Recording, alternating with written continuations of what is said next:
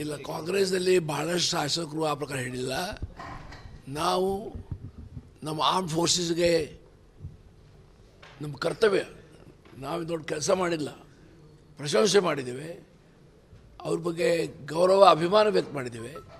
ಒಬ್ಬರೇ ಶಾಸಕರು ನನಗೆ ಗೊತ್ತಿಲ್ಲ ಯಾರು ಹೇಳಿದಾರಂತ. ಅವ್ರು ಹೇಳಿದ ಈ ಪ್ರಕಾರ ಹೇಳಿದರೆ ತಪ್ಪು, ಹಾಗೆಲ್ಲ ಮಾತಾಡಬಾರ್ದು.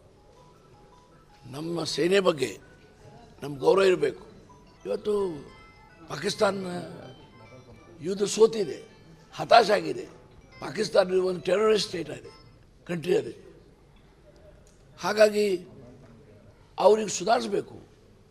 ಪಾಕಿಸ್ತಾನದಲ್ಲಿ ಸ್ವಲ್ಪ ಪ್ರಗತಿ ಆಗಬೇಕು, ಪಾಕಿಸ್ತಾನದ ಜನರು ಸುಖವಾಗಿರಬೇಕು, ಭಾರತ ಪಾಕಿಸ್ತಾನ ಸಂಬಂಧ ಚೆನ್ನಾಗಿರಬೇಕು. ಆದರೆ ಅವರು ಏನರ ಅನಾವಶ್ಯಕವಾಗಿ ಪ್ರೀತಿ ವಿಶ್ವಾಸಕ್ಕೆ, ಶಾಂತತೆಗೆ ಅವರು ಏನೋ ಚ್ಯುತಿ ತರ್ತಾ ಇರ್ತಾರೆ. ಏನು ಮಾಡಬೇಕಾಗ್ತದೆ?